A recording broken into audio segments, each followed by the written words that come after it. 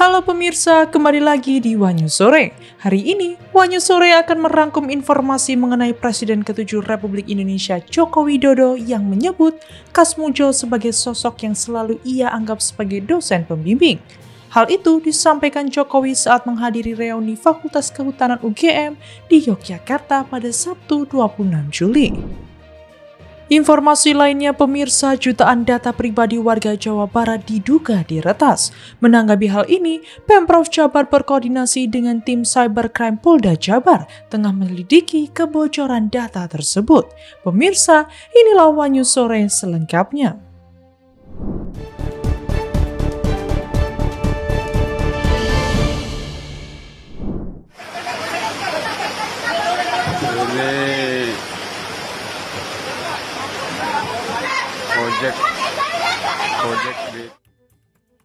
Dalam video yang viral di media sosial, tampak sejumlah pengemudi ojek pangkalan menghadang laju taksi online di stasiun Tiga Raksa, Kabupaten Tangerang, Banten. Para pengemudi ojek pangkalan kemudian memaksa membuka pintu mobil dan meminta seorang penumpang wanita yang sedang membawa bayi untuk turun di tengah kondisi hujan. Insiden tersebut membuat penumpang histeris dan sempat meluapkan emosi kepada salah satu pengemudi yang memaksa mereka turun.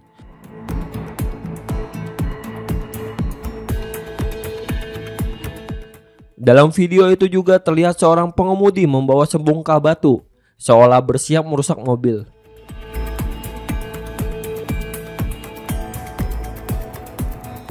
Menurut saksi mata bernama Enok, peristiwa terjadi pada Jumat 25 Juli.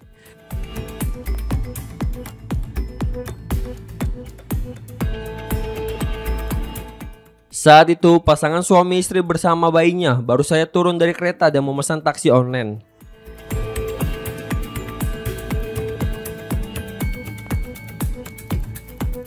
Namun, baru melaju beberapa meter, mobil yang mereka tumpangi dihadang pengemudi ojek pangkalan di sekitar stasiun hingga akhirnya terjadi insiden tersebut. Enok mengatakan penurunan paksa terhadap penumpang ojek online maupun taksi online kerap terjadi.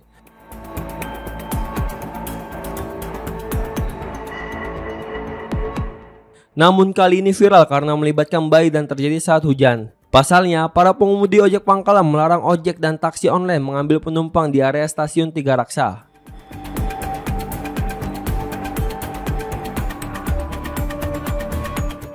Mereka hanya diperbolehkan mengantar penumpang ke stasiun. Ini dihadang waktu itu? Iya, biasa dibuka, kadang dibuka kunci, diambil kunci gitu apa. Kita bilang, Pak jangan Pak, rezeki mah kita kesulitan gitu ya. Ih gimana kalau mungkin udah persetujuan di Bandung, kita nggak tahu ini Pak masalah di sini mah. Berapa orang yang ngadang gitu? Tuh kan sini kan semua ojek Pak. Semua ojek. Itu disuruh diturunin? Iya disuruh turunin, kayak di mobil aja gitu turun gitu kan. Tapi itu pada bawa apa Bu, itu menghadang itu mobil? Tapi kayaknya bawa batu ya Jem ya, ada yang bawa batu katanya. Terus bawa apa lagi? Nggak tahu, dia nggak bawa apa-apa lagi, tukang ojek kan nggak pernah bawa apa-apa. Paling di omongan doang. Berarti si ibu itu turun Bu? Turun bawa bayinya sambil jalan ke sono. Kayaknya pakai apa tuh si ibunya? Pakai payung, dikasih payung sama supir online kayaknya. Ya, dikasih payung anaknya. Sambil teriak-teriak ibu itu juga kan, suaminya tetap aja ngelindungin. Soalnya seorang ibu gimana sih ngelindungin anaknya Pak? Kita juga kalau posisi gitu mungkin nggak enak ya. Anaknya dituruninin di mobil gitu. Jiwa kayak gini udah sekali ini aja tuh, yang sebelumnya pernah? Kalau sejujurnya aku sering lihat, cuma kejadiannya yang kemarin itu bawa bayi gitu. Ada lagi orang Batak dulu punya bayi juga, tapi dia mengalah juga pulang, dia bawa kompor, bawa tas, bawa anaknya gitu. Sering Sih kelihatan mah. Sering ya gitu. Iya. Di sini kan udah dilarang taksi online, ojek online gitu. Kalau nganterin nggak apa-apa, kalau menjemput nggak boleh. Mungkin supirnya nggak tahu apa nggak tahu ya, kita cuma lihat gitu aja. Emang udah lama Bu peraturan? Nggak tahu, saya mah sering lihatnya kalau ada itu dihadang nggak boleh gitu. Kapolresta Tangerang yang mendatangi lokasi kejadian menyatakan pihaknya tengah menyelidiki dan mendalami peristiwa tersebut.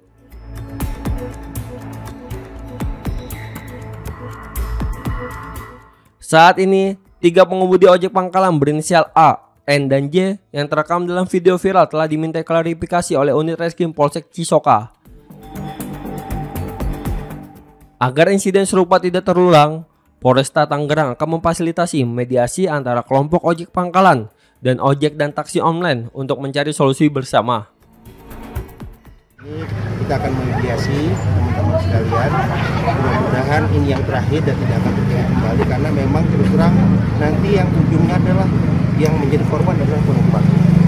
Nah, ini juga kami juga memberikan edukasi pemahaman kepada ojek pangkalan ini supaya untuk bersabar dan jangan sampai termakan emosi. Karena ketika nanti sudah emosi, ujungnya adalah mengarah kepada tindak pidana. Ini yang jangan sampai kita terjadi. Jadi sekali lagi untuk ke depan nanti kami dari jajaran kepolisian dengan pemerintah daerah dari Kecamatan Cisoka akan memfasilitasi antara teman-teman ojol maupun dari Kopang untuk mencari solusi yang terbaik sehingga jangan sampai hal ini terulang kembali. Dan kami mohon juga dukungan dari teman-teman seluruhnya karena ini juga sudah viral, kami harus menindaklanjuti apa yang menjadi kejadian saat ini. Dan saya berharap untuk ke depan jangan sampai hal terjadi kembali itu kemudian hari. Tadi alasan dari program ojol itu memang sudah ada perjanjian penilaian. Pak, itu seperti apa sih sebenarnya? Ya memang saya juga baru dapat informasi dari teman-teman sendiri bahwa memang mungkin dulu ada perjanjian antara teman-teman ojek pangkalan dengan teman-teman yang itu sendiri. Makanya nantinya kan kita akan fasilitasi, kita akan ketemukan lagi, kita akan solusi yang terbaik supaya intinya jangan sampai nanti justru penumpang ini jadi korban, kan begitu. Saya yakin korban-korban nggak tahu apa-apa itu. Kasihan kan, bayangkan ibu-ibu membawa anak bayi, kan begitu. Akhirnya kan itu sebetulnya kalau dikomunikasikan dengan baik tidak akan terjadi. Jadi nanti ke depan dalam waktu dekat, ini dari Pak Kapolsek juga dengan Forkopimda akan memfasilitasi antara pihak dari ojol sendiri dengan teman-teman dari Kopang. Kemudian Pak, untuk penanganan terhadap ojol opang yang memang sudah viral kemarin itu seperti apa dari pihak kepolisian? Ya, kami mohon waktu saat ini, kami mohon dukungan juga dengan teman-teman media masih dalam proses penyelidikan. Insya Allah nanti yang terbaik supaya intinya jangan sampai terjadi kembali seperti itu. Dan saat ini saya mohon bersabar, menarik diri, jangan termakan hasutan apapun, sekecil apapun, serahkan kepada pihak kami kepolisian untuk menanganinya. Polresta Tangerang juga akan melakukan pemantauan secara berkala di stasiun Tiga Raksa guna memastikan keamanan dan kenyamanan masyarakat tetap terjaga.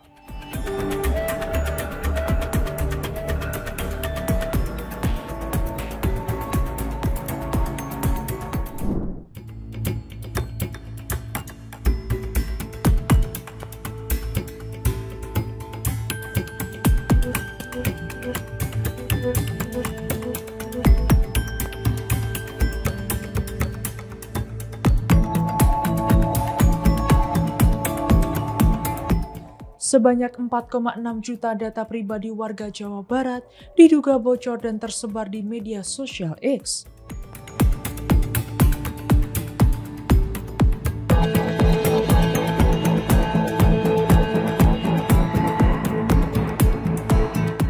Informasi tersebut diunggah oleh akun peretas @GhostHackerWorld.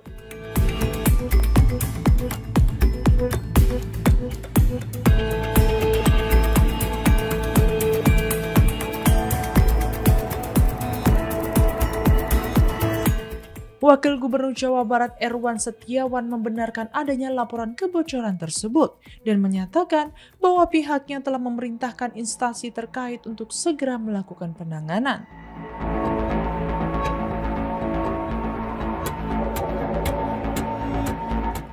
Menurut Erwan, penanganan kasus ini harus dilakukan secepat mungkin untuk mencegah kebocoran data yang lebih luas.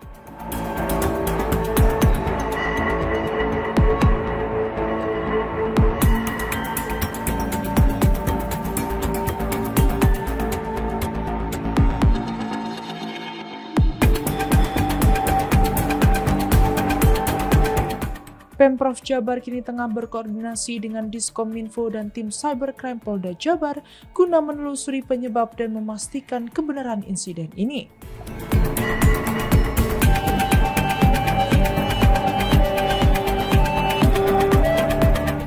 Terkait dugaan lemahnya sistem pengamanan sebagai penyebab kebocoran, Erwan belum dapat memastikan dan menyatakan bahwa hal tersebut masih menunggu hasil penelaahan lebih lanjut.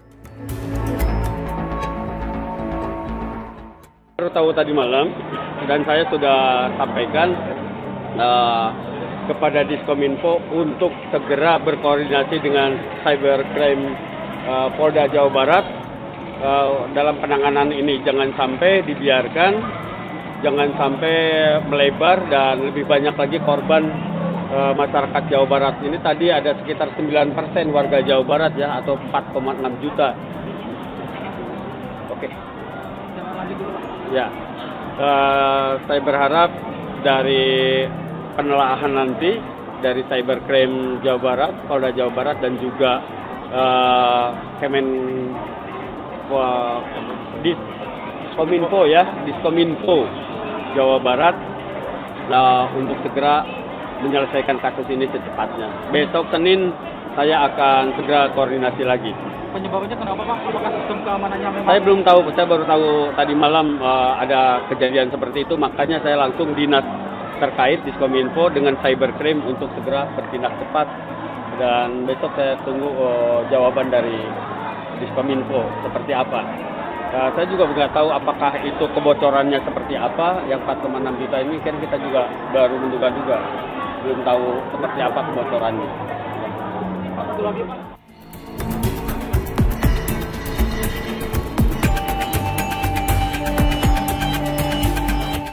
Atas kejadian ini, Pemprov Jabar kedepannya akan memperkuat sistem keamanan agar tidak terjadi lagi kasus serupa.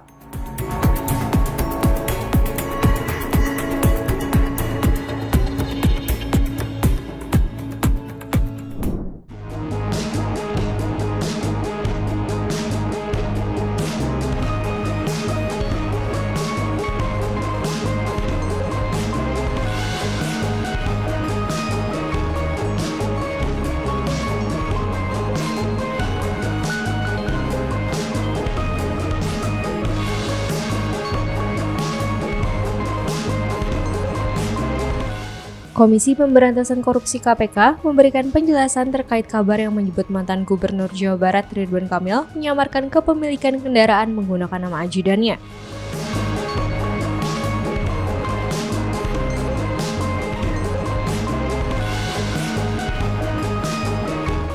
PLT Deputi Penindakan KPK Asep Guntur Rahayu Minggu 27 Juli menyatakan bahwa hal tersebut tak benar. Ia menjelaskan bahwa kendaraan yang ditemukan tim penyidik di rumah pribadi Ridwan Kamil memang tidak terdaftar atas namanya.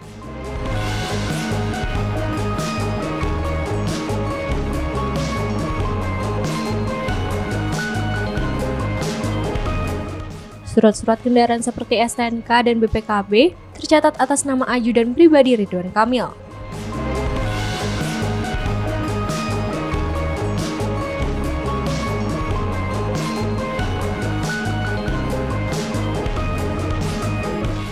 Asep menambahkan bahwa penyidik masih menelusuri lebih lanjut keterkaitan kendaraan tersebut dalam perkara dugaan korupsi penempatan dana iklan oleh Bank BJB.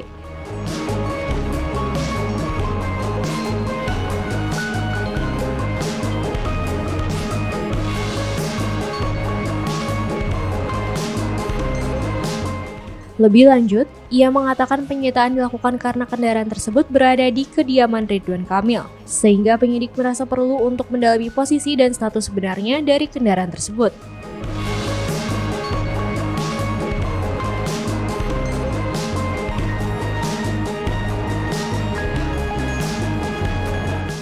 Sampai saat ini, Ridwan Kamil belum dimintai keterangan oleh KPK sebagai saksi dan pihak penyidik masih menyusun jadwal pemanggilan.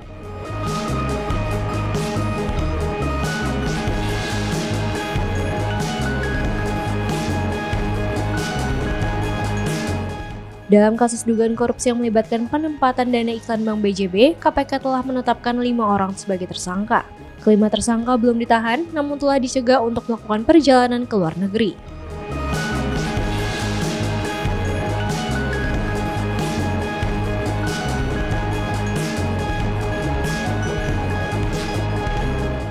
KPK menduga bahwa dalam proses pengadaan dan penempatan iklan ke berbagai media, telah terjadi pelanggaran hukum menyebabkan kerugian negara mencapai 222 miliar rupiah.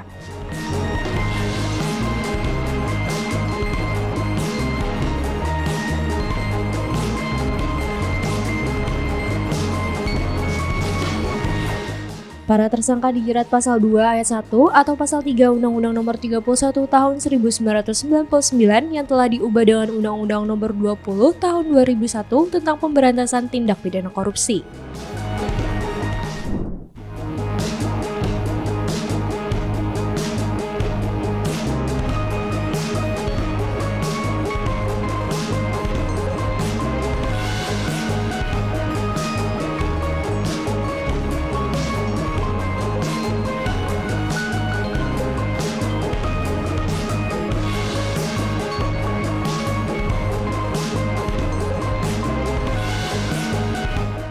Gubernur Jawa Barat Deddy Mulyadi menyampaikan kritik terhadap sejumlah wali kota dan bupati yang tetap mengizinkan kegiatan study tour meski kebijakan Pemprov Jawa Barat secara tegas melarangnya.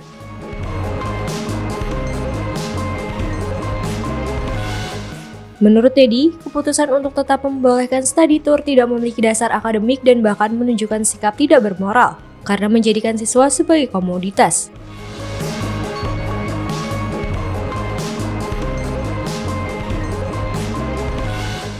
Ia menyatakan bahwa menjadikan peserta didik sebagai sarana untuk meningkatkan angka kunjungan wisata adalah bentuk eksploitasi yang tidak bisa dibenarkan secara akademis maupun moral. Bagi Deddy, anak sekolah tidak boleh dijadikan sebagai objek kegiatan ekonomi. Deddy juga menegaskan bahwa dunia pendidikan seharusnya bebas dari praktik-praktik eksploitasi. Ia menyarankan jika kepala daerah ingin meningkatkan kunjungan wisata ke wilayahnya, maka ada berbagai upaya konstruktif yang bisa dilakukan. Ia juga mengingatkan pentingnya memberantas pungutan liar seperti parkir ilegal dan percaloan tiket. Selain itu, pedagang harus ditata agar menyajikan produk yang berkualitas dan tidak merugikan konsumen dengan harga yang tidak wajar. Deddy menambahkan bahwa pengembangan pemandu wisata yang profesional serta jaminan keamanan di destinasi wisata adalah hal yang tak kalah penting. Terdapat 3 pemimpin daerah di wilayah Jawa Barat yang mengizinkan study tour, salah satunya Wali Kota Bandung Muhammad Farhan. Farhan menyatakan pihaknya tidak melarang study tour di sekolah-sekolah selama tidak berkaitan dengan penilaian akademik. Ia juga tidak mempermasalahkan jika sekolah menggelar study tour keluar daerah atau provinsi.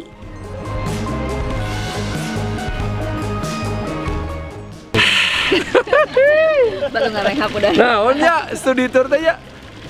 Kebijakan kota gimana? Kebijakan kota mah tidak bisa melarang. Kebijakan kota mah simpel. Studi tour dilarang apabila dihubungkan dengan prestasi akademik.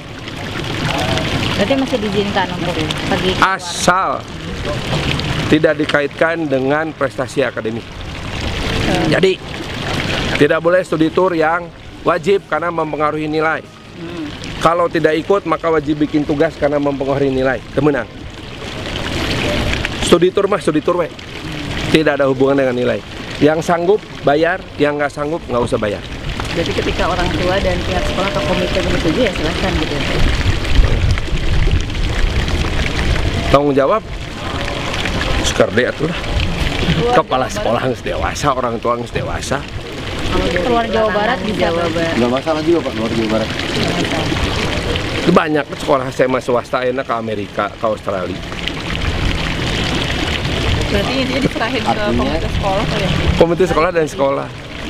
Asal tanggung jawab, tapi begitu ketahuan sama saya yang melaporkan, anak saya wajib ikut kalau nggak nilainya tidak bertambah atau kalau tidak ikut harus bikin tugas, maka kepala sekolahnya lamun negeri saya langsung dieureunkeun. Clear tambah? Ya. Kenapa Pak masih diperbolehkan? Sangat. Cek ke Sang Ujo.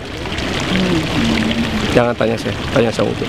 Data dari Sang Ujo ke Bapak, persentasenya? Nggak teruskan. Ini sudah Banyak keluhan juga kan? Keluhan dari pelaku usaha. Pelaku usaha.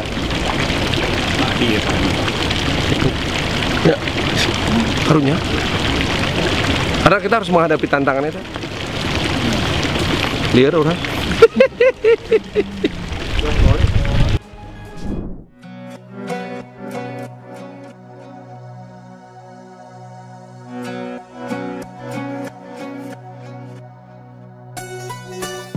Presiden ke-7 RI Joko Widodo atau Jokowi menyatakan akan selalu menganggap bahwa Kasmujo sebagai sosok dosen pembimbingnya.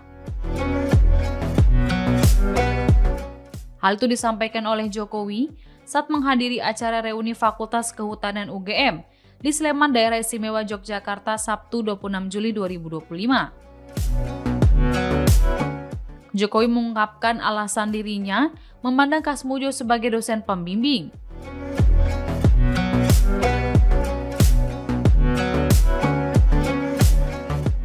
Ia mengungkit Kasmujo yang meluangkan waktu memberikan solusi ketika ia menemui kendala dalam dunia industri kayu selepas lulus kuliah.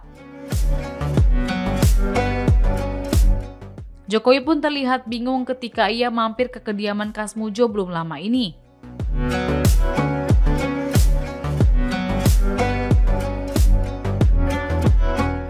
Lalu ia diadukan atas tuduhan pembohongan publik karena menyebut sosok mentornya itu sebagai dosen pembimbing.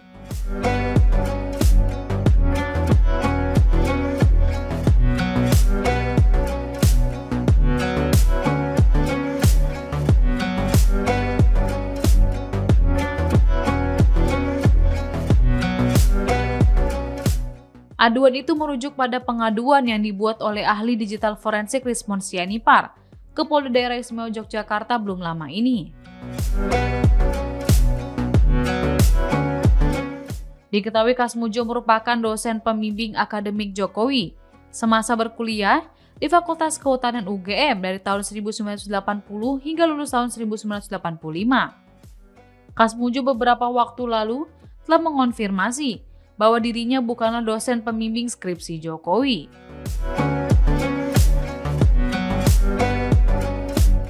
Lalu, Dekan Fakultas Kehutanan UGM Sigit Sunarta juga menyebut Kasmujo sebagai dosen pembimbing akademik Jokowi.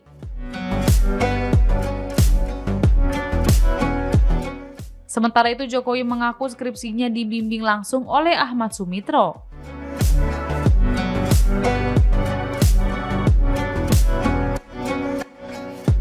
Sedangkan ujian skripsi oleh Profesor Burhanuddin dan Insinyur Sofyan Warsito. Pak Insinyur Kasmujo, saya sampaikan Pak Insinyur Kasmujo itu dosen pembimbing saya. Memang dosen pembimbing saya. Saya memang diadukan ke polisi. Katanya pembohongan publik loh, dosen-dosen saya. Dosen pembimbing saya betul. Dan setelah lulus pun Pak Insinyur Kasmujo itu masih datang ke pabrik saya 4 kali dengan saya. Saya ada masalah dengan pengeringan open kayu, saya ada masalah dengan insek yang ada di kayu, dan saya ada masalah dengan finishing. Beliau mentori bagian produksi di pabrik yang saya miliki. Kok nggak boleh? Katanya bukan dosen pembimbing. Dosen pembimbing kalau saya sampai kapanpun saya akan menyampaikan Pak Insinyur Kasmujo itu dosen pembimbing saya. Karena dosen pembimbing saya. Tapi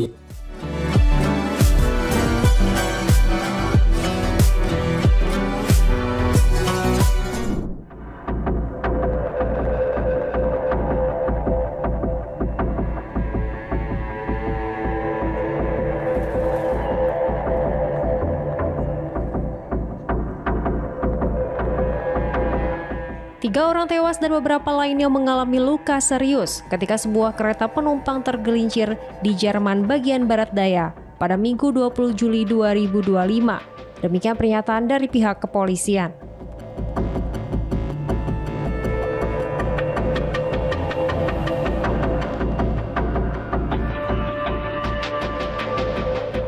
Sekitar 100 orang berada di dalam kereta saat 2 gerbong keluar dari rel di antara kota Reutlingen dan Manderkingen yang terletak di wilayah Jerman dekat perbatasan dengan Prancis dan Swiss.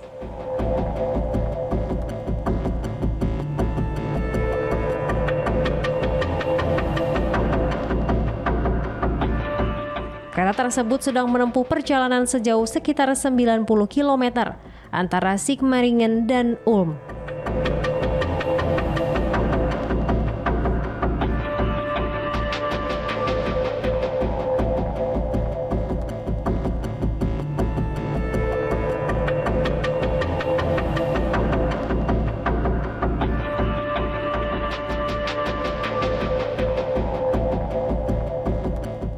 Polisi masih menyelidiki penyebab kecelakaan yang menyebabkan kereta tersebut anjlok.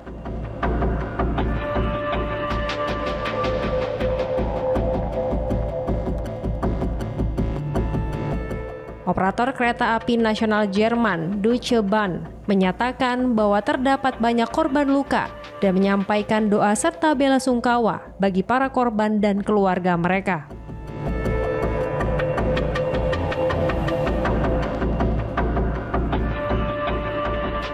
Belum diketahui secara pasti penyebab tergelincirnya kereta. Namun, Deutsche Bahn menyatakan akan mendukung penuh pihak berwenang dalam proses penyelidikan.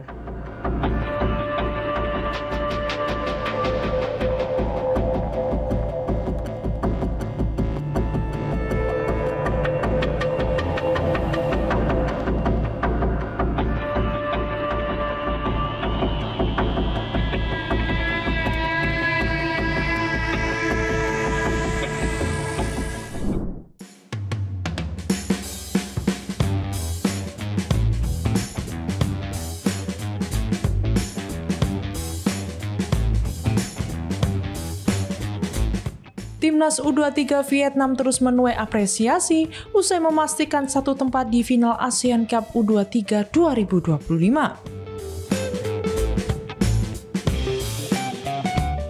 Kemenangan dramatis atas Filipina di semifinal menjadi tiket bagi skuad muda Golden Star Warriors untuk kembali tampil di partai puncak turnamen 2 tahunan ini. Bertanding di Stadion Utama Gelora Bung Karno, Jakarta pada Jumat 25 Juli 2025, Vietnam sukses menumbangkan Filipina dengan skor 2-1.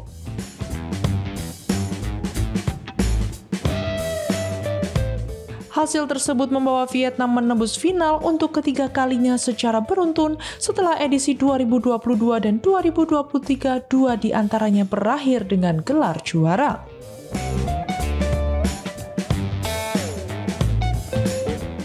Menariknya, di final tahun ini Vietnam kembali bertemu dengan lawan yang sama seperti di edisi sebelumnya, Timnas U23 Indonesia.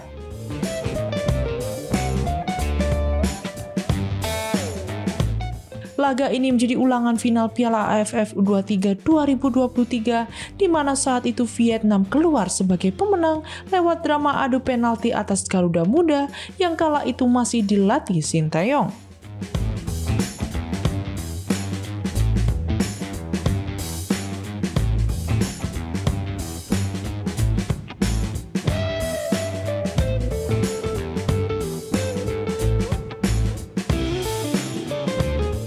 Menjelang partai final 2025, Federasi Sepak Bola Vietnam memberikan suntikan semangat ekstra bagi para pemain dan staf. Berdasarkan laporan media lokal, VFF telah menggelontorkan bonus sebesar 1 miliar dong Vietnam atau sekitar 625 juta rupiah sebagai bentuk apresiasi atas capaian tim melaju ke final.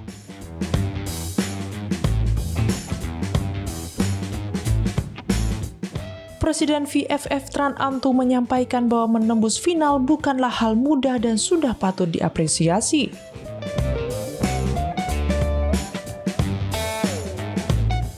Namun ia juga menegaskan bahwa misi utama belum selesai.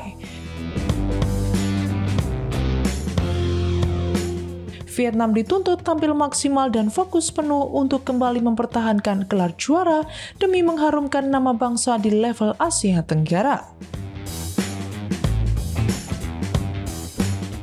Bonus besar ini diharapkan menjadi tambahan motivasi bagi para pemain muda Vietnam yang akan menghadapi tekanan tinggi dari publik tuan rumah di Stadion Gelora Bung Karno. Apalagi Garuda Muda datang dengan performa impresif sepanjang turnamen dan bertekad membalas kekalahan di final 2 tahun lalu. Laga final Indonesia versus Vietnam dipastikan menjadi duel penuh tensi bukan hanya karena gengsi, tetapi juga karena sejarah, ambisi, dan semangat juang dua kekuatan muda Asia Tenggara yang kembali berhadapan di panggung tertinggi.